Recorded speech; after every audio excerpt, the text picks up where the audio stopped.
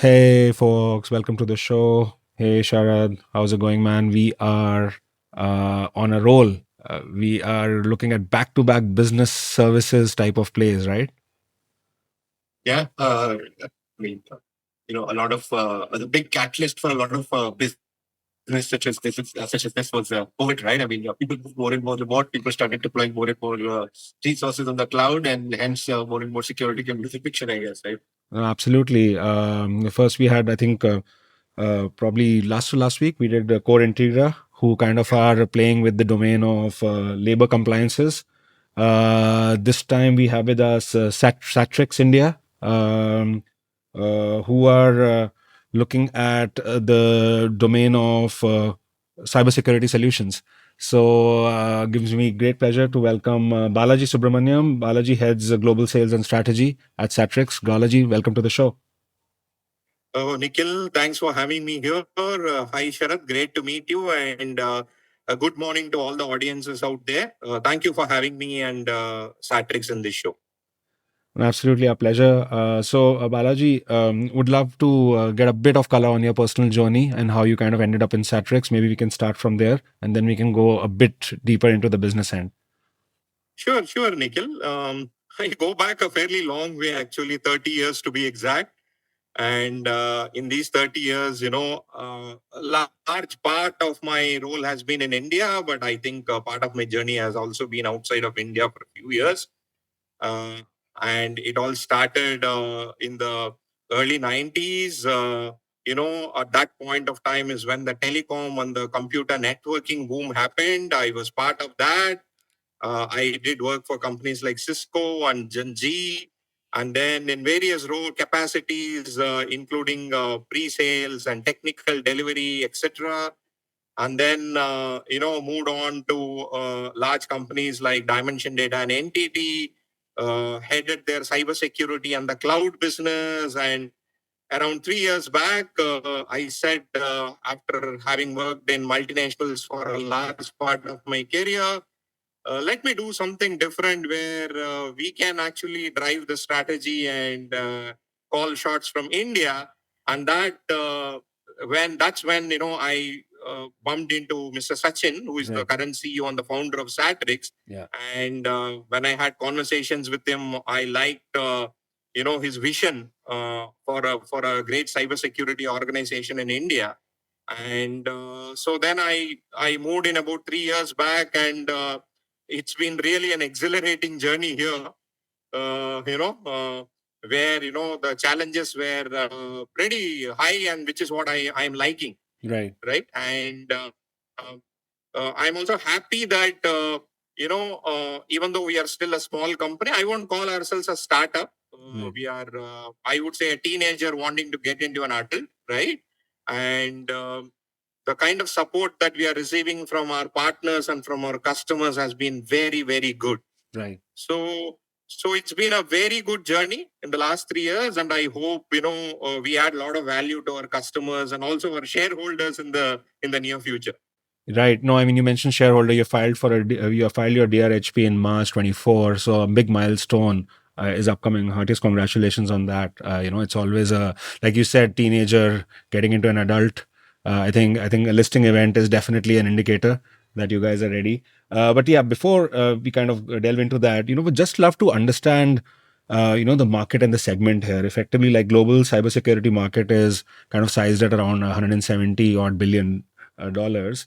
India itself is probably like a $4-5 billion market as we speak, and in your DRHP itself, like the target market segment for Cetrix is defined as, in quotes, security information, event management, and log management. End quotes, or SIEM segment. Could you just help us explain what does that exactly mean, and how does that sit from a value chain standpoint in the broader scheme of things? So if you look at, you're absolutely right, Nikhil. The cybersecurity market has really grown leaps and bounds, and it's continuing to grow over the next many years, I can foresee. And if you look at a very high level, right, at a very high level, you have the cybersecurity technology business, And when I say technology, it is basically the licenses, the subscription, the software, Right. in some cases, the hardware, even though the hardware business is falling, the software businesses and the subscription is rising. Right. So that is something that we call technology business, where there are hundreds of vendors, right? So even people who have historically not been in cybersecurity are getting into the bandwagon, right? So that is one large part of the business. And the equally large part of the business is how do you implement and manage them, right? A customer can invest multi-million dollars in security tools and technologies. Right. If they are not implemented and if they are not managed properly, it's of no use. Right? So the hacker will use, or the bad guys will use the weakest link in the chain to get into your infrastructure or your applications, right? So the idea behind the formation of Sattrix is about 10 years back. We are almost 11 years now as a company. Sachin, the founder of this company, basically saw an opportunity for cybersecurity services, because just like how India was a powerhouse in software, right? He thought, we have the potential to become a powerhouse in the cybersecurity services as well, right?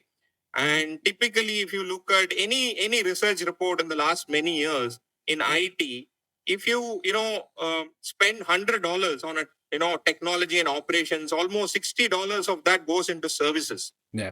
Right. So these services can be further divided into professional services, which is basically the implementation, the integration of various technologies and all that. And something called the managed services, which typically happens post the implementation, right? It normally happens 24/7, round the clock. People do, performance monitoring, log monitoring, threat monitoring, things of that nature, right? So this comes under the bandwagon of managed security services, right? And this is the big part of our priority for Sattrix. Right. So among all the building blocks that we have 4 building blocks as a company. The biggest building block is the managed services business, which I just explained to you, where we at a very primitive level, we call it as security operations, right?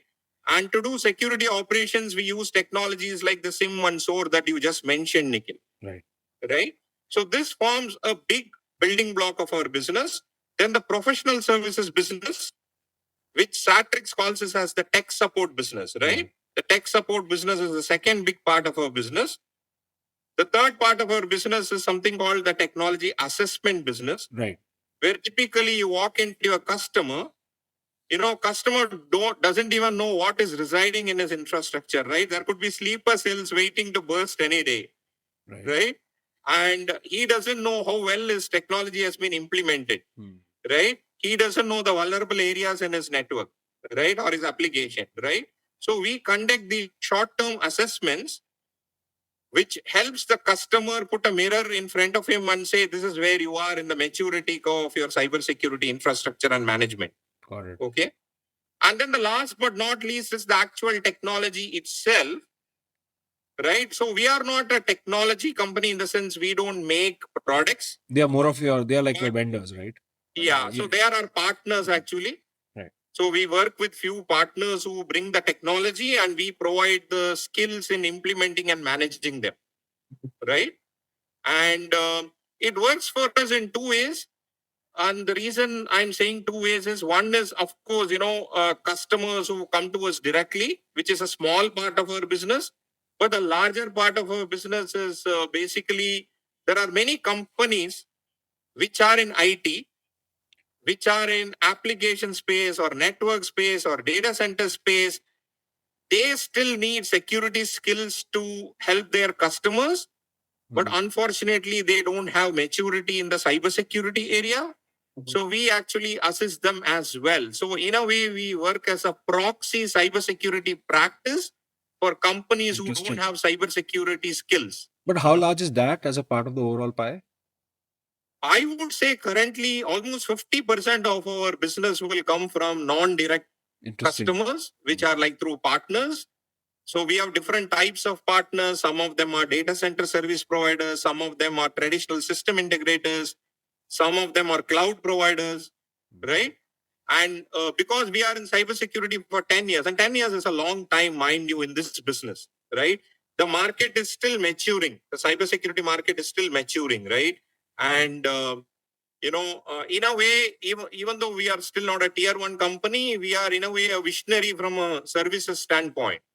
Got it. Right, 11 years is a long time in the cybersecurity business, and unlike other businesses like traditional telecom or networking, it's not easy to just build skills over 1 or 2 years. It takes a reasonable period of time to actually build those skills and build those processes, etc., to actually give a good mature operation. So even though we are still a teenager from a scale perspective, we are still an adult in terms of our maturity perspective and technology skills perspective. I just wanted to highlight that. So that's helpful, Balaji. So, just out of curiosity, when we talk about security, right, like the big names that jump out are like guys like IBM and Cisco and Juniper. And would you look at them as competitors or comparables, or are they more sort of partners that you can leverage that, sort of work hand in hand with? How do you view those names? So there are two parts to the answer, Shara. The names that you just mentioned, most of them are our partners, where if a customer buys an IBM technology, we are always there to implement and provide operations, right?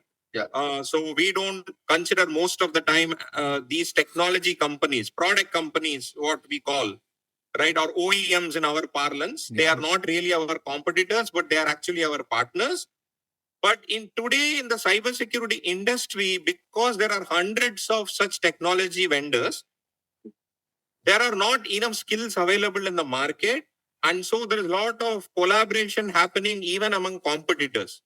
Okay. So to just give you an insight, 20% of the business that I do today, I actually work for my competitor. I might face them as competition somewhere else. So in a way, I have been in this industry for 30 years. Never have I seen so much collaboration happening even among competitors, which is happening in the cybersecurity industry, simply because no single company can have all the skills that are needed. So to just give you an example, when I walked into a bank 4 years back, I don't want to name them, who are my customers today, they use 50 plus cybersecurity technologies in their environment. And trust me, even I can't support all of them. Yeah. Right? So what is happening is this term called coopetition, which you must have heard. Probably it is playing to the maximum in the cybersecurity industry than any other industry. Yeah. But are cybersecurity solutions, right? From like in your example with the bank, you said they were like sort of the environment had about 50 odd operators. Is it sort of, it's not additive like that, right? I mean, technically you should not have that many. You should probably have one full service solution which caters to all your cybersecurity needs. Is that not what an enterprise would typically aspire to have sort of a one centered, one touch point and one sort of face of what the cybersecurity solution looks like? Or are they willing to engage with multiple vendors for different pieces of their entire portfolio? So Sharath, again, two parts to the answer. One is when I said they have multiple technologies. Yeah. These multiple 50 technologies did not come from 50 vendors. Okay. It might have still come from at least 4 or 5 vendors. Sure. Okay. Yeah. So the pure consolidation wherein, you have one technology partner providing all technologies, that ideal world doesn't exist today. Okay. Even in a customer where a lot of consolidation has happened, you will still find 4 to 5 vendors in cybersecurity. Okay. So that is part one. Now, part two, yes, what is happening is customers buy the best of breed. So when they want the best of breed, they pick up ABC from one vendor, XYZ from another vendor, right? And that is when a company like Sattrix really plays a role in helping our partners and customers, Right. wherein we actually integrate these systems together, right? Yeah. And very interestingly, we in 2017 we hired some software engineers for an internal project, but it so happened those software engineers came very, very handy for even external projects, because a lot of the cybersecurity projects are moving into software. Right. So a lot of API integration, custom development of software and all that is happening. It's no longer just going and putting a box, configuring the box and coming out. It requires a very good, integrated story. Yeah. So that one set of devices talk to the other set of devices and exchange information between them, which can be holistically monitored in a very good situation. Right? Yeah. So that is where, a company like Sattrix plays a very important role. So the more complex it gets, the more vendors that come into the customer, the more value add that we can do as a company. Because that will be your ideal point to do a tech assessment and show them the sleeper cells. So sleeper cells is typically done ideally. Ideally, yeah. Sleeper cells are typically done before customers invest a lot. Mm-hmm.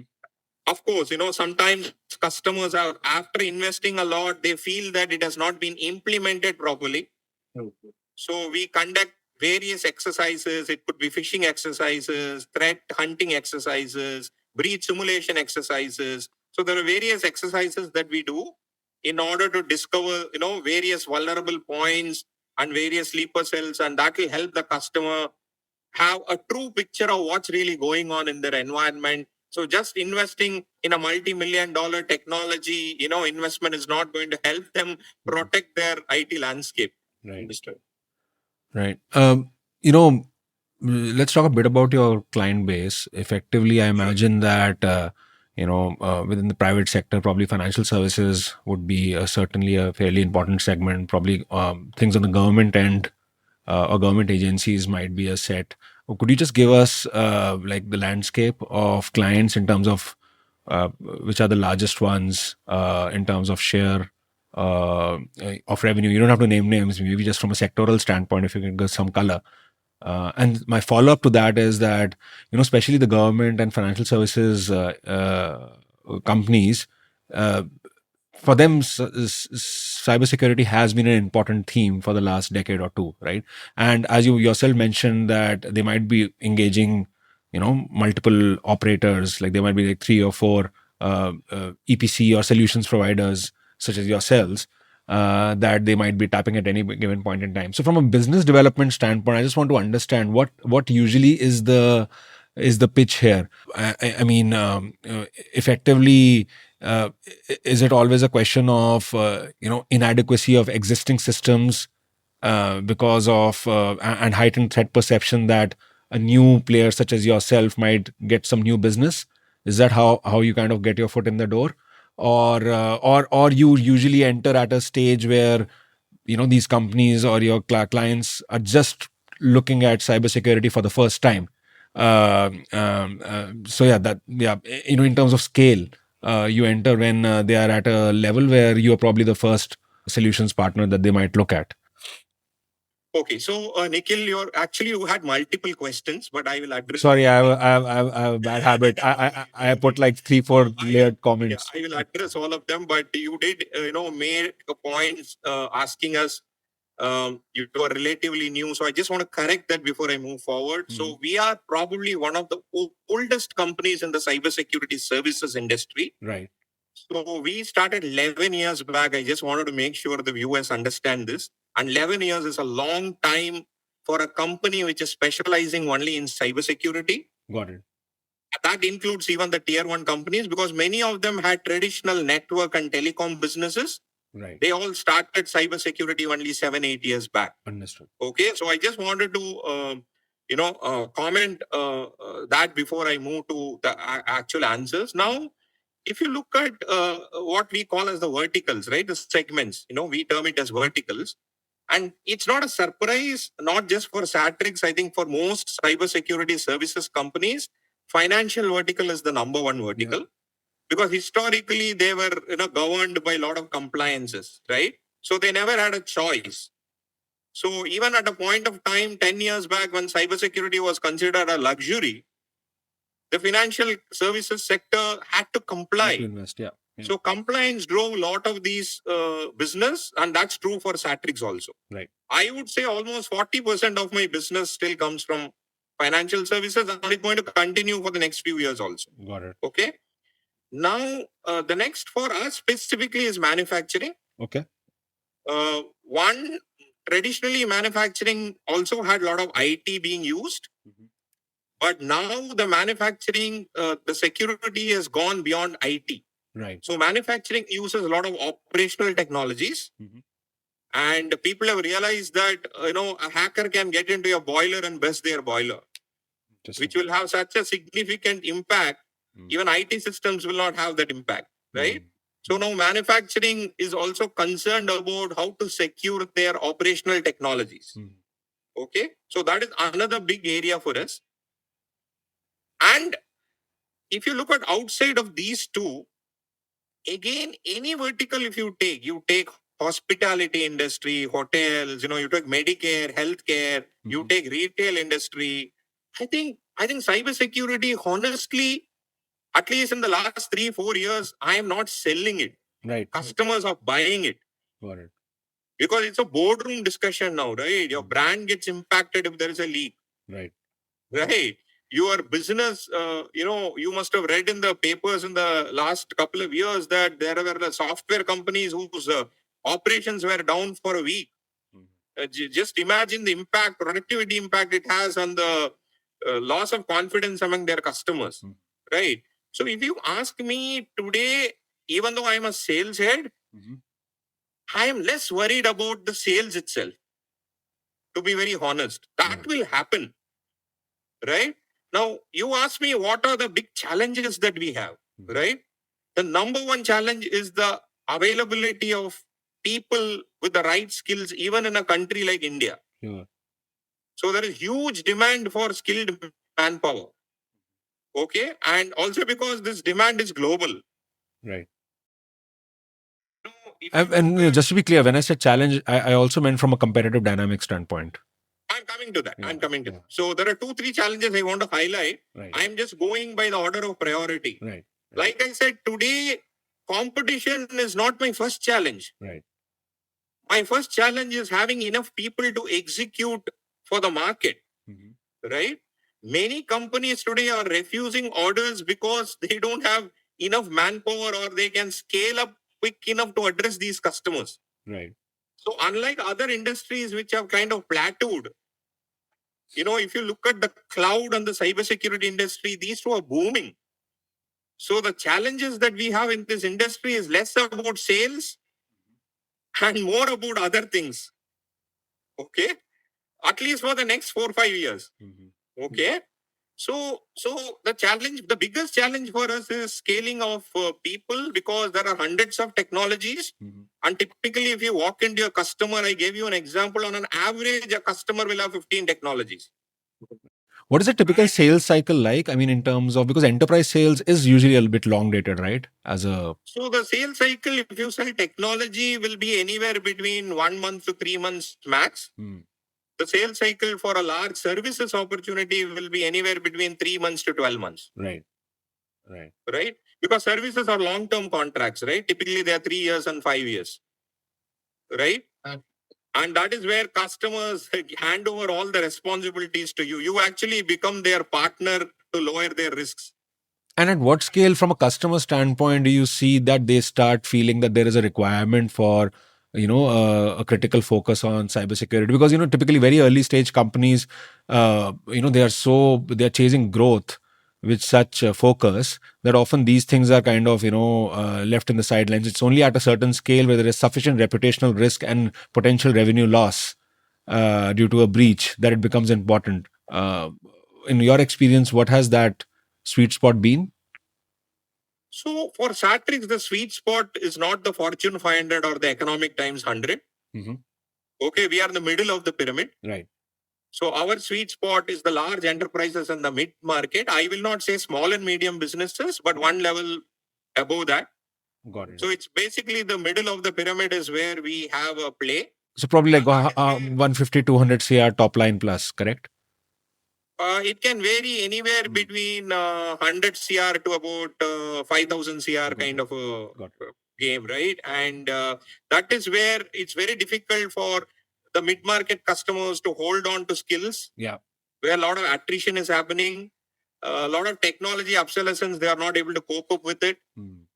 things of that nature. So they are better off handing over their operations to somebody who knows how it needs to be done. Understood.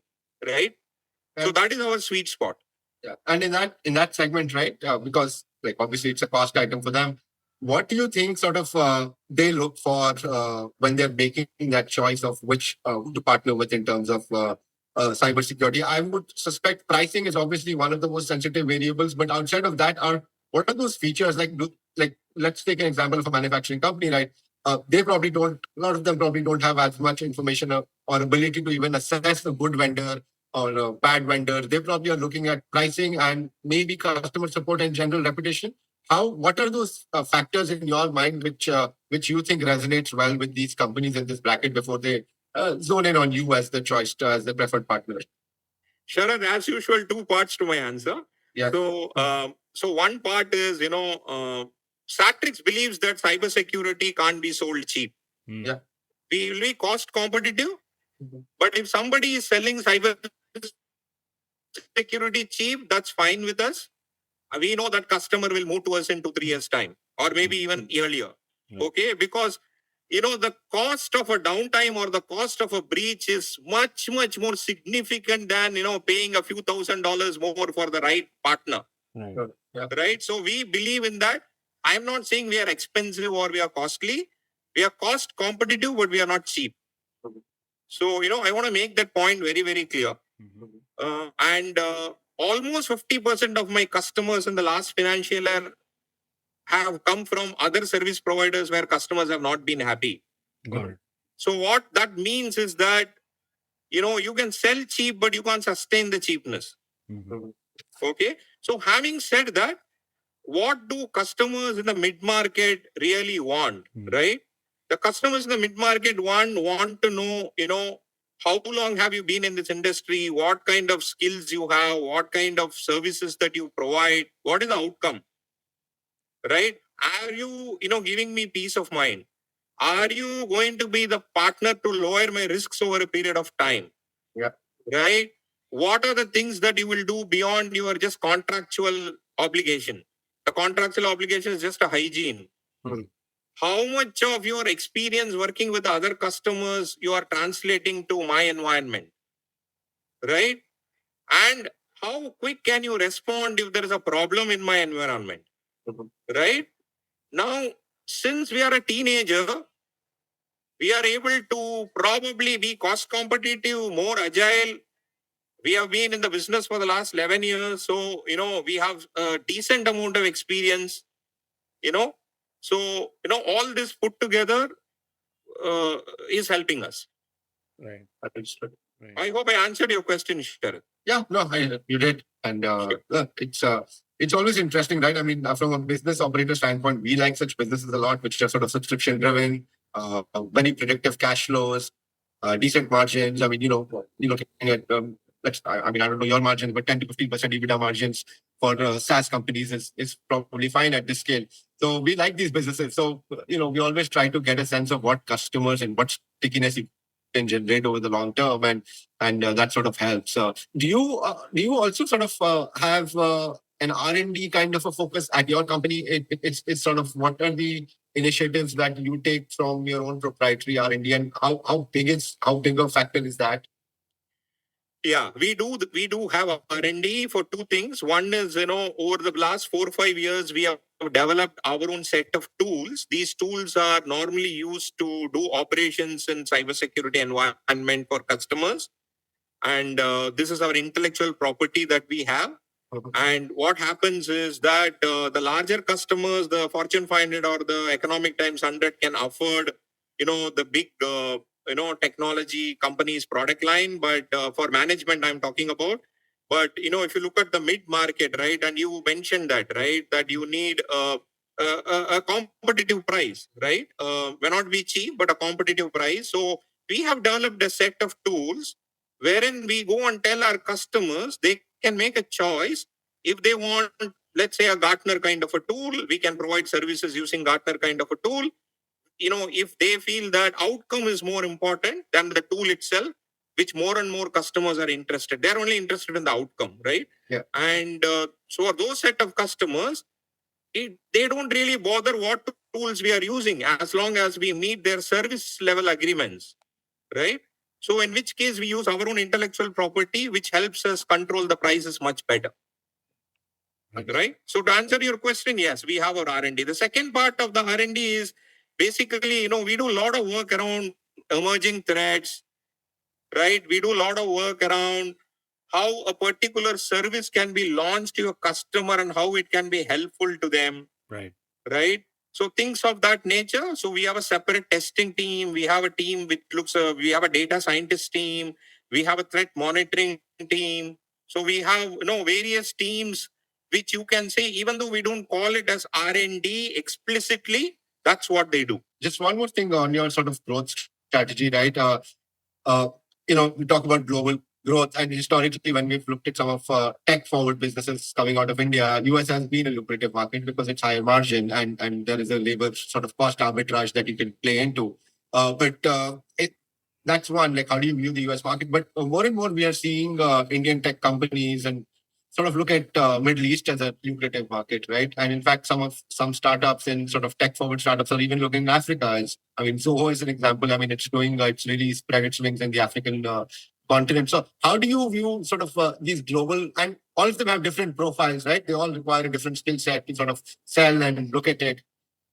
How do you sort of view global strategy over the, let's call it, near to medium term, and why does one market make more sense than the other? Yeah. So Sharath, in this particular industry, and even specifically in the cybersecurity industry, I've spent maybe 17, 18 years now.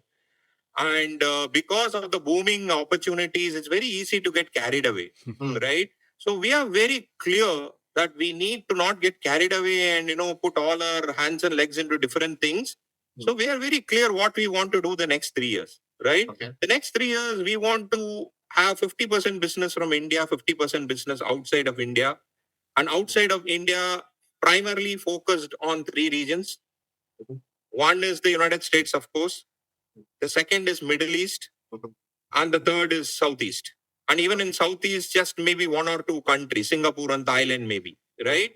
And we believe that there is enough and more in these 3 regions for us to reach that 50% target that we set ourselves. Okay. So that is one area of focus.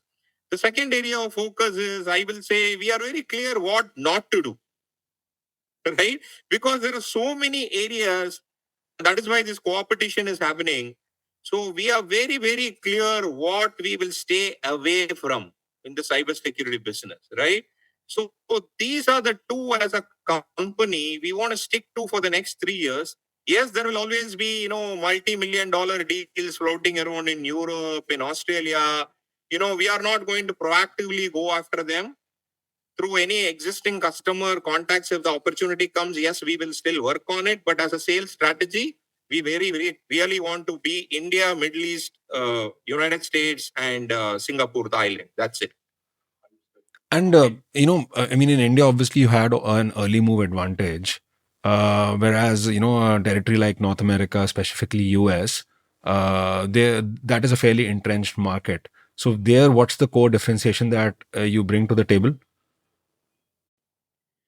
See, the differentiation in cybersecurity is not specific to geography. I think it is the same differentiation that I have told you a few minutes back, which is we are more focused on the middle of the pyramid. We give more attention to the smaller customers, right? Which probably the larger companies can provide. Like I said, even though we are a teenager, from a experience perspective, we are an adult because we have been doing this business for the last 11 years, right? The skills that we have, many companies who are into other business may not have, right? So if you ask me, the differentiators or the reasons why a customer is choosing whether it is India or whether United States largely still remains the same. Okay. Right. Yeah, but everybody knows outside India business is much more lucrative and etc. because of the cost arbitrage and stuff like that. But having said that, in cybersecurity specifically, Indian customers do deploy, very, very latest breed of technologies. Some of them are, even more mature than some of our international customers. So, it's very tempting as a company to exit the Indian market. Right. But for us, clearly it is a no. We are going to continue to invest in the Indian market. Indian market continues to play a very important role for us. So I just wanted to, let the viewers know about that as well. Got it. Last point, Balaji, in terms of from a threat perception standpoint, you know, like there was probably a year or two back when, you were looking at a fair number of ransomware attacks. I remember it also led to a fair number of operational challenges for US utility companies. In India, obviously, data theft is something which, or data breaches and data theft is something which comes in fairly frequently. Are there some like what kind of trends are you seeing in terms of the type of events which are picking up pace, for which you have to be internally ready from a solutioning standpoint? So, it's very interesting, particularly in the last few months, what we are saying with our customers is a very interesting phenomenon where, earlier, they were more concerned about external threats, which is still there. I'm not saying the external threats have gone away, but there are significant internal threats of late, Right. of a disgruntled employee or, employees, being hand in glove with some cyber crime, professionals. Things of that nature is becoming a big problem, particularly in the financial customer segment, right? Cybersecurity, people have realized that cybersecurity has, many parts to the puzzle. One part is only the technology deployment. The processes have to be very good. So when we do cybersecurity consulting, we give equal amount of focus to the process part. What happens when an employee enters the organization? What happens when he leaves? What happens few days before he leaves, right? So, there are various behavioral techniques that one can deploy, which is part of cybersecurity today. But process forms are very, very important. I would say process is almost as important as the technology that you deploy. And we give a lot of focus to the process, right? And any assessment we do, the assessment focus not just on the technology, but the process as well, which I think over a period of time, it was only on paper.